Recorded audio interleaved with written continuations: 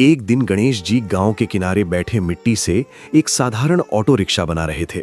वो ऑटो दिखने में सामान्य था, लेकिन एक दिन राक्षस आया और हंसते हुए बोला, इतनी मेहनत करके भी इतना साधारण ऑटो, मैं चाहूं तो एक ही दिन में इससे कहीं बेहतर बना दूं।